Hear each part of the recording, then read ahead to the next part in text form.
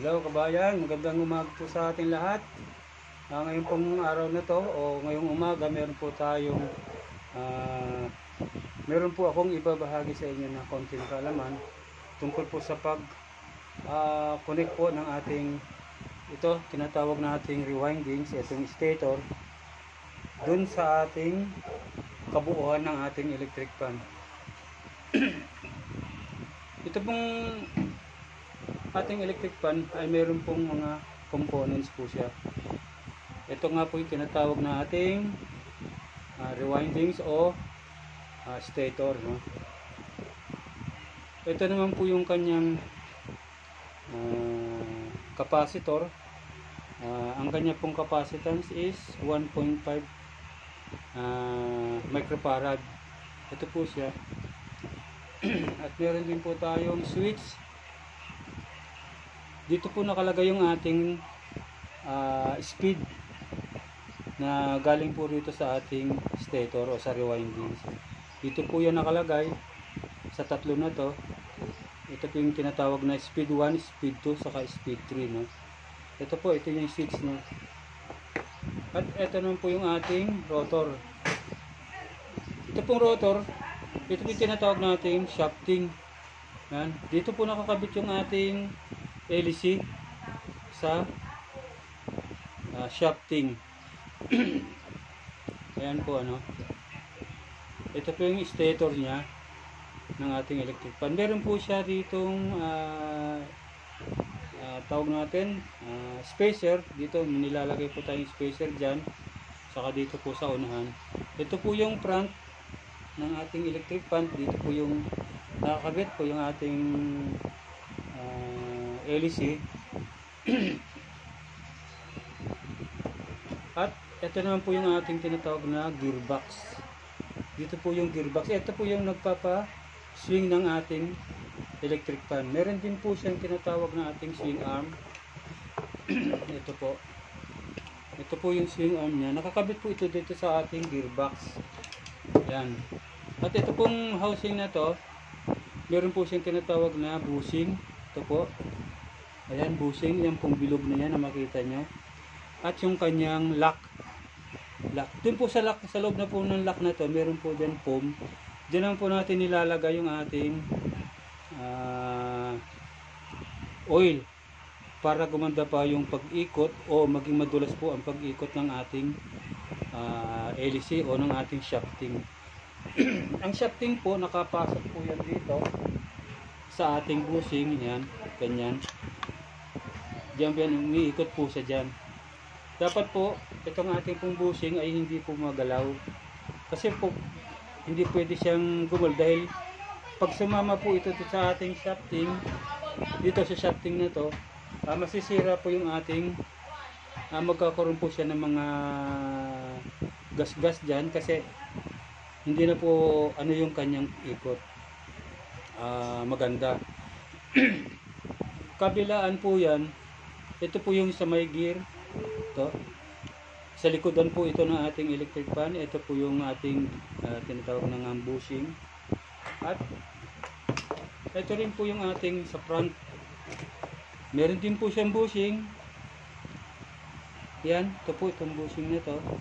Tapos yun din po, lock, saka yung ating foam sa loob po ng ating bushing. Diyan din po nilalagay yung ating oil. Kabilaan po siya dito. Kabilaan po yan, nagkaganito sila. At ito naman po yung ating cords. Ito naman po yung ating cords. So, dito naman po yung ating ito po ay nilalagay natin sa ating socket, sa outlet, yung outlet ng ating kuryente, no? Dito, ito yung nilalagay natin. Ngayon po, paano natin malalaman kung yung ating pong speed 1, speed 2, saka speed 3. So nga po pala, ito po pala yung ating kabitan ng ating capacitor. Ito po, ito. Ito pong dalawa na ito na maiksi. Ito po yung sa capacitor natin. Diyan po natin ilalagay itong ating capacitor para po mapatakbo niya po yung ating motor. Yan. Ang halagang di po nitong ating capacitor, siya po yung nagpapabilis din ng ikot ng ating electric fan. Pag mahina na po yung kanyang capacitance, wala na po siya sa 1.5 or 1 point, nasa 1 point something, 0, 1.0 na lang po. Iikot pa po yung ating electric, pero mahina na po. Yes, isa rin po ito sa dahilan kaya bakit bumibilis po ang ating ikot ng ating electric fan. Ano? Ito po ang capacitor. Ito dito po sa ating wirings, meron po tayong 4. Hindi na po kasama itong sa capacitor, ano? Dito na lang po sa ating windings. Ito po yung 4. Meron po ditong common, speed 1, speed 2, saka speed 3. Ngayon po, ang gagawin natin, kuha tayo ng ating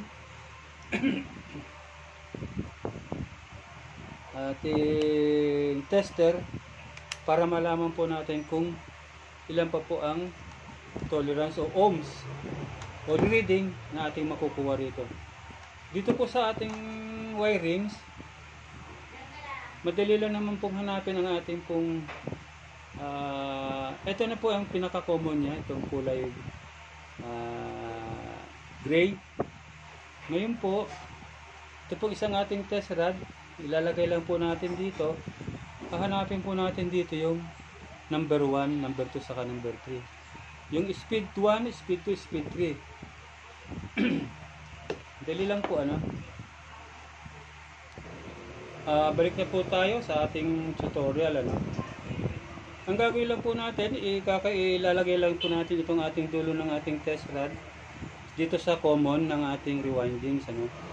Ngayon hahanapin natin dito, titignan natin dito sa tatlong wire na to kung ano ang mga reading, no. Unahin po natin tong white.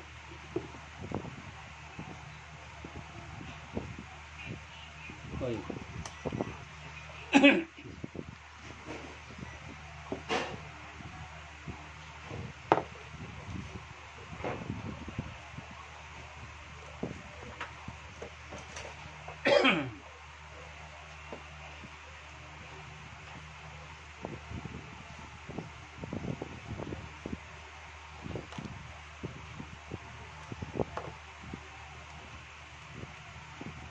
Ilalagay po natin sa white itong ating isang test rod, dulo ng test rod.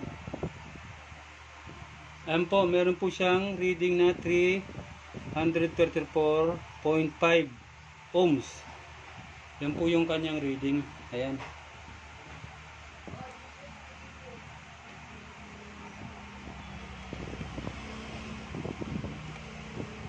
Dito po kasi sa ating camera, balik clockwise po yung ating rito. Kung alin po yung kaliwa, alin po yung nasa kanan. Yan. Ayan po, nakita nyo guys.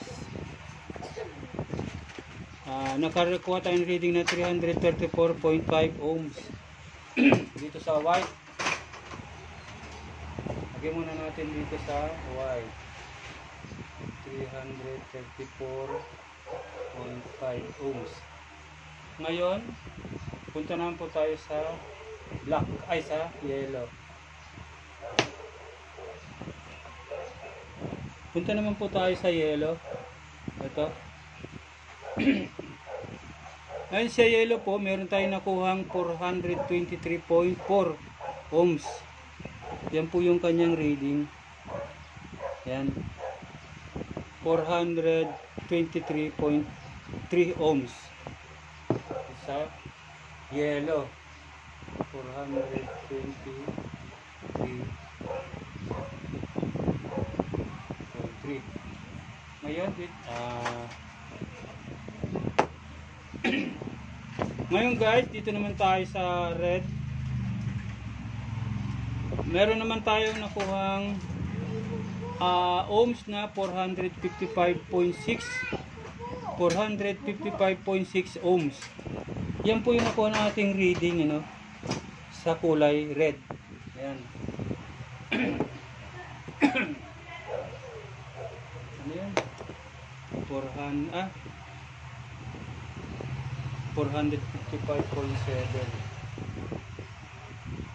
455.7. Ayan, nakuha na po natin yung ating speed, ano. Ito po siya, yung ating pong white ay nakakuha po ng ating 334.5 ohms. Yan po siya, no? Yung yellow naman po, nakakuha po siya ng 423.3 ohms. At yung ating pong red, nakakuha po siya ng 455.7 na ohms. Dito po kasi sa ating electric fan, kung alin po yung pinakamababa na reading, yun po ang ating magiging number 1 na speed. Dito po siya. Dahil ito pong white, nakakuha po siya ng 334.5. Siya po ang pinakamababa na nakuhang reading. Ito po yung ating magiging speed 1. Itong kulay white.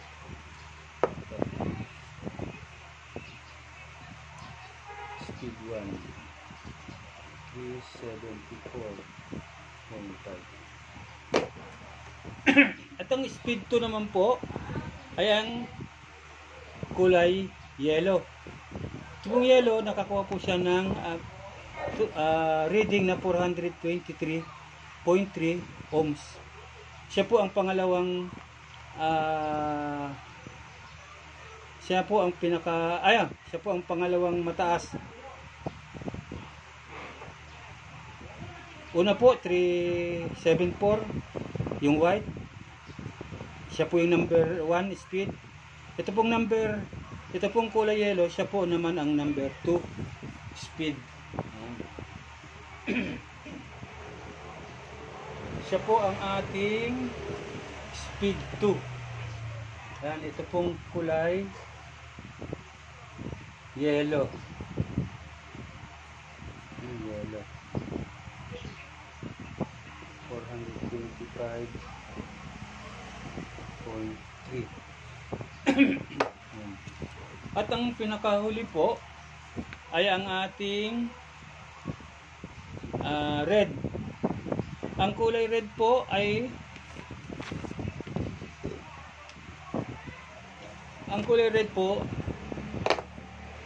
meron po siyang reading na 455.7 ohms. Ito po ang ating magiging speed 1. Speed 1 ito po. Ano? Ito po. Sorry po, mali po lang yung nasabi ko kanina. Ito pong white na 334.5. Ito po yung ating speed 3. Ito pong kulay white, speed 3 po siya. 374.5. Ito po. Yung white po, siya po ang speed 3, yung pinakamalakas po natin na speed sa ating electric fan. Siya po ang may pinakamababang reading. Yung pangalawa pong may pinakamababang reading is yellow, 425.5. Siya po ang ating number 2 speed. At ang number 3 po, itong 455.7. Kaya na po, medyo nagulo yung ating sulat. Sa ating pong windings, ang ating pong sinasabi, ang kung alin po yung pinaka mababa po ang kanyang reading, siya po ang number 3. Ito po siya, number 3. Siya po ang speed 3. Yung pangalawa pong mababang reading na ating nakuha na 425.3 na yellow, siya po ang ating speed 2. At ang pinakamataas po ay ang ating 455.7 ohms na red, na ito pong red, siya po ang number 1 speed. Speed 1, ito na po siya. Ito na po yung speed 1, speed 2, saka speed 3 po, itong kulay white. Kasi ito po yung may pinakamababang ohms nating na reading, ano. Ito yung pangalawang mababang na reading natin, yung kulay yellow, kaya siya po ang speed 2. At ito po namang number 3, siya po ang pinakamamataas na reading, siya po ang ating speed 1. Ngayon po, no, ang gagawin natin, ikakabit po natin siya rito sa ating ilalagay po natin siya rito.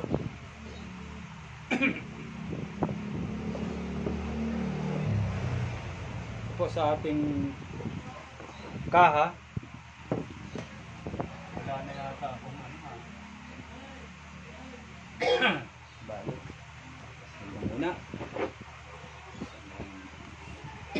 Ngayon po, ilalagay natin ito siya dito.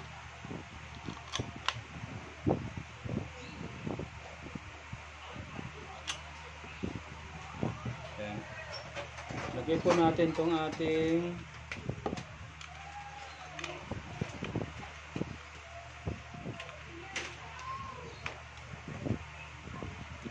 tapos po, balik natin to dito. Lagay natin to rito, no.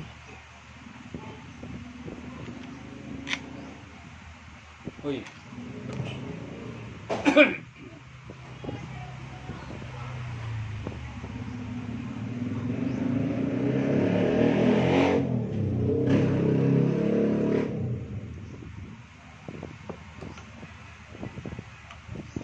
Ang paglagay po nito, dahan-dahan lang po kayo maglagay kasi madali pong maputol ang wire po nitong ating winding kasi sobra pong liit niyan.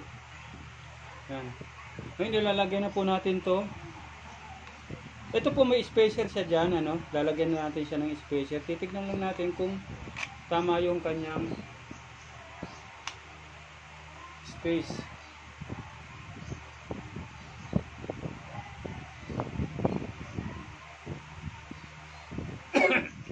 Yan. Ngayon, nailagay na po natin. Pangalawa po, ito naman ating itong harap.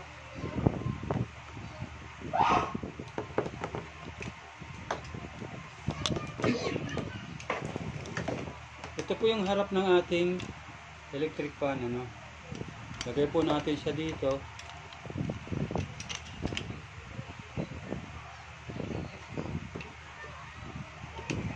Yan. Yan po siya, ganito na po ang forma niya, no? Ilalagay natin yung kanyang tornilyo.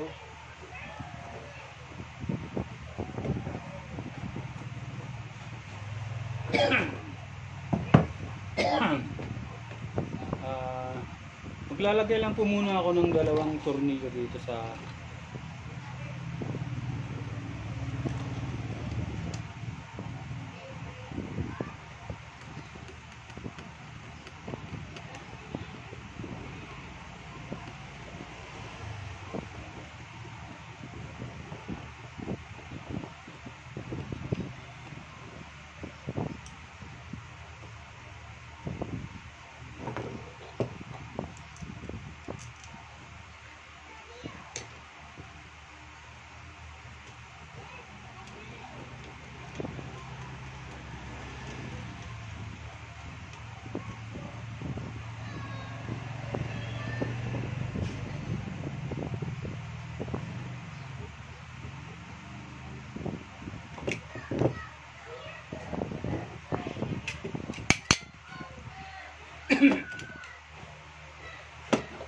Ang paglalagay nga pala nitong anting ano, dapat po siya freewheeling po siya at wala siyang kalog.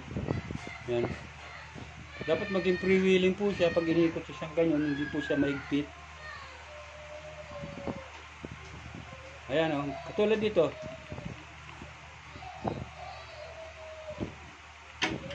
maglalagay tayo ng spacer dito, no? Maglalagay tayo rito ng isang spacer kasi masyadong maano siya,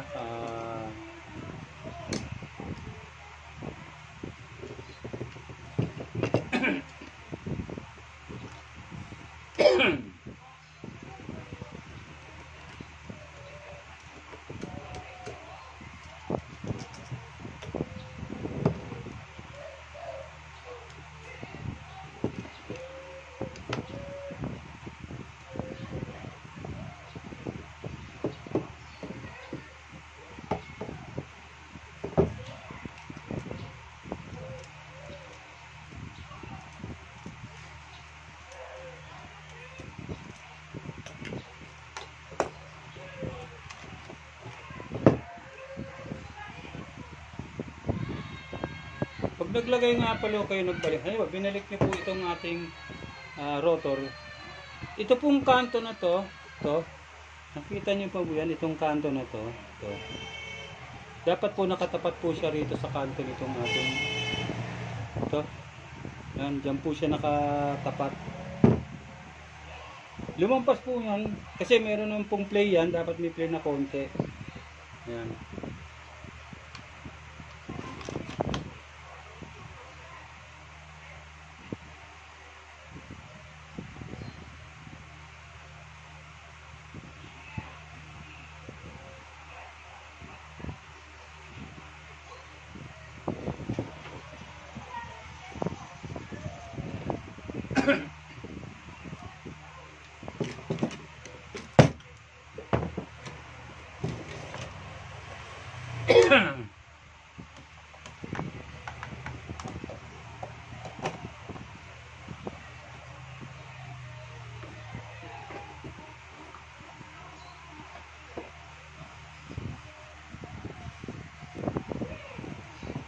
Ito guys, naglagay na ako ng isang spacer, sa harapan ko lang nilagay kasi masyado siyang ma-play, no?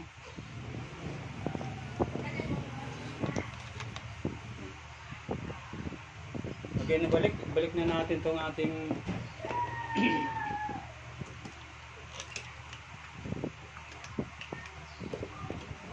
ayan. Kumain na daw, pagkakain. Maligo na. May pansit muna. O, tama na yan. Upo na.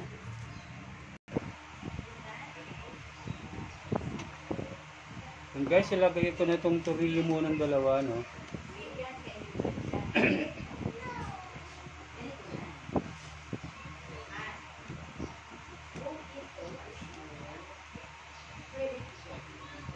Pag nailagay ko na guys itong tornilyo,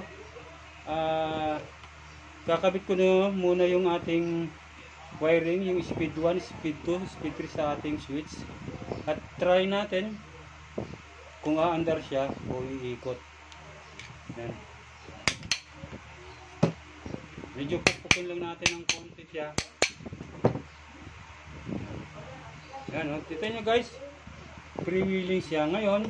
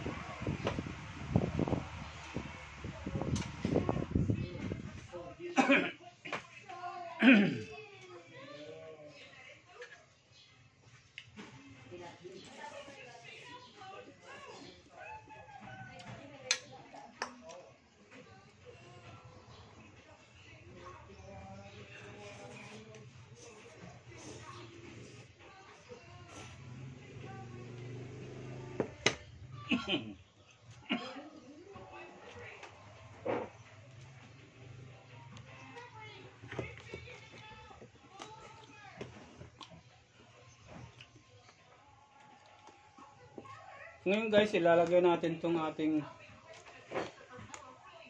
switch.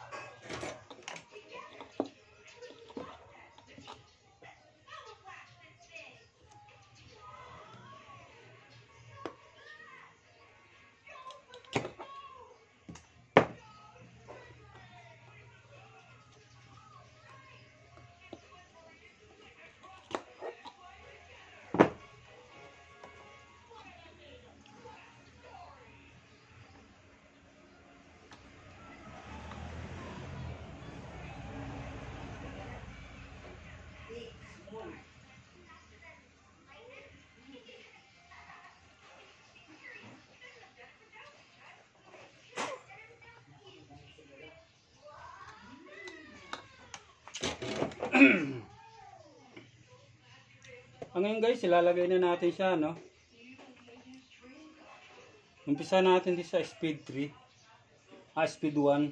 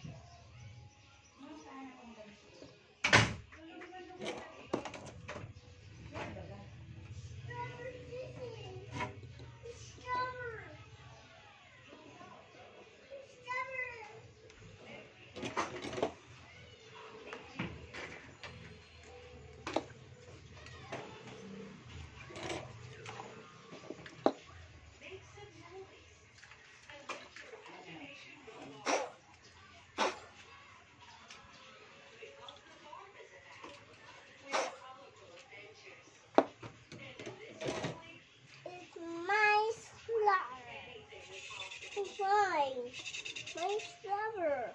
Here. It's my rubber. It's my rubber. It's my rubber. It's my rubber. Ah! It's my rubber. No, rubber. It's mine. Dahil ma.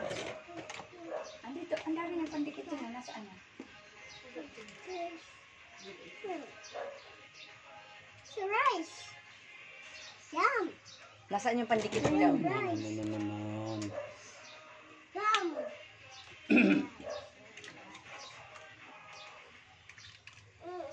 Wala na. Rubber. Ayan, pandikit yan. Huwag ka dyan. Ano ginagawa si Lolo? Ano mo na naman yan? Rubber. Patay ka dyan kay Lolo. Rubber. Huwag ka dyan. May ginagawa si Lolo. Pagalitan ka dyan. It's my rubber. No. It's my rubber. Ay, sige doon. Ulit kang talaga. Pakuryente ka dito, sige. Gusto mo kuryente? And guys, nakikabit ko na yung ating tatlong speed dito sa switch niya. Ito yung ating number 1.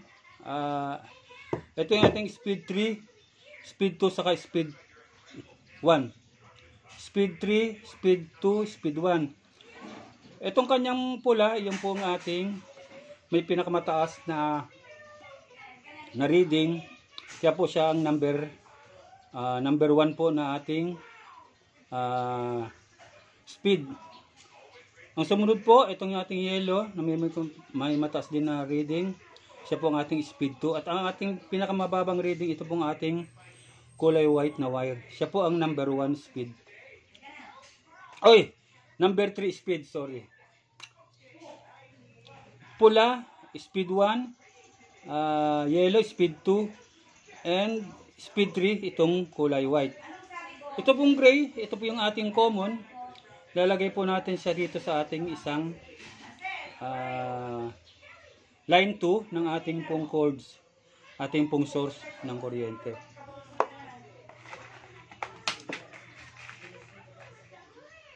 Lagyan po natin siya lagyan po natin ng lock.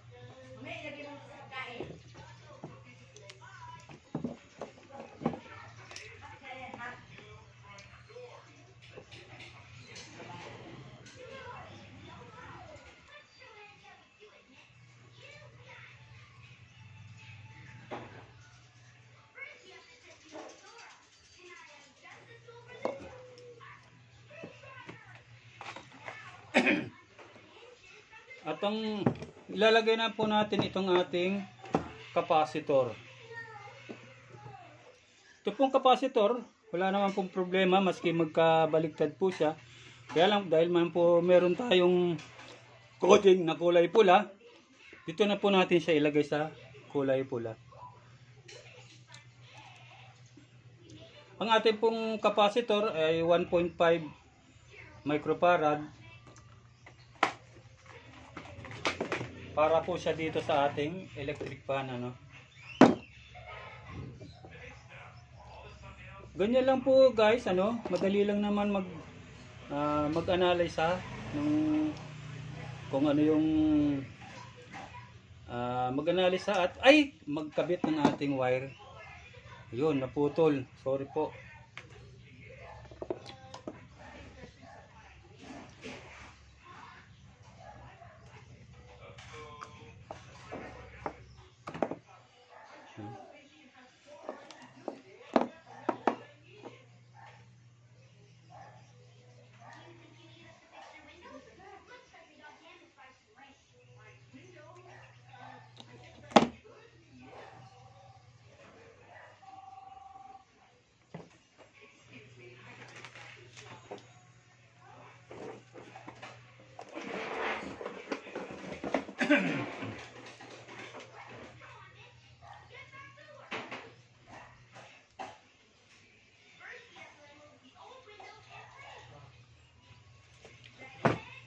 At ito lang pong isang kulay black, ilagay na po natin dito sa kulay gray, dito sa isa.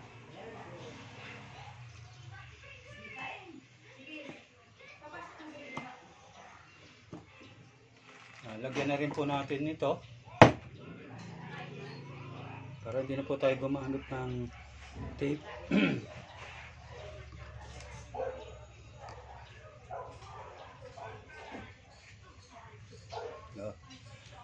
Yan po, ano, ikabit na natin po siya.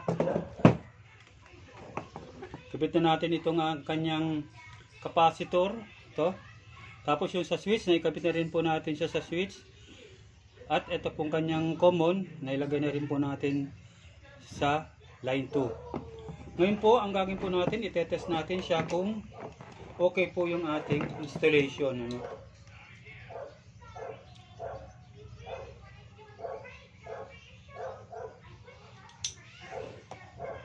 Lagyan po natin siya ng papel.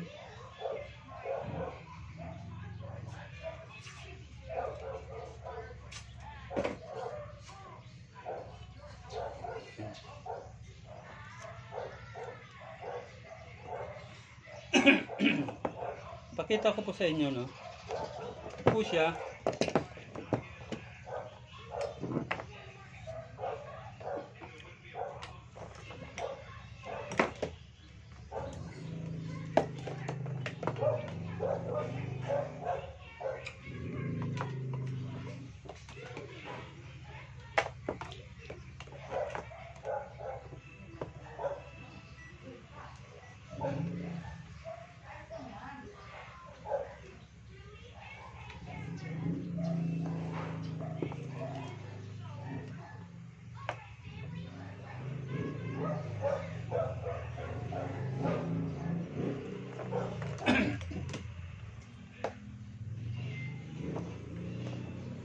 Ngayon guys, tetest na natin siya kung okay yung kanyang pagkakabit natin, ano. Set na natin siya dito.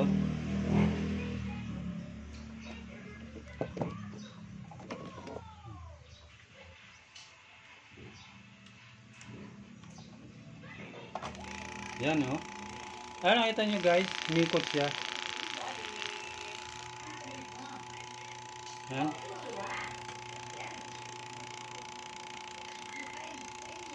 Ito na siya guys, oh. Nasa number 1 siya. Lagay natin siya sa number 2. Mahina na kasi guys yung ating tinatawag na capacitor kasi mababa na siya. Mababa na yung kanyang microfarad. Ngayon, tetest natin siya dito.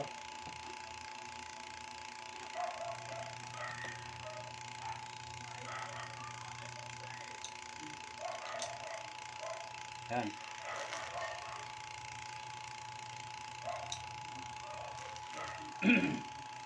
Okay na siya guys. Okay na ating connection. Kaya ang gagawin natin, tatabi lang muna natin to kasi aalis kami. Hindi ko mabubuo lahat ito. Hindi ko malalagyan siya ng ano kasi aalis kami. Sana guys nagustuhan niyo po yung aking tutorial. Kahit konting kaalaman ay may malaman kayo tungkol po sa pag-repair po ng ating electric fan. At kung ano po yung kanyang mga pyesa na dapat nating ayusin. Maraming salamat po. Sana po wag niyo pong pagsawaan na panoorin ito at huwag niyo pong doon nga po pala sa hindi pa po nakapag-subscribe po sa aking YouTube channel, please subscribe my channel and don't forget to click the notification bell para lagi po kayong updated sa mga video ko pong i-upload sa ating YouTube. Magandang umaga po, magandang araw at magandang gabi. God bless us po. Paalam na muna. Bye bye.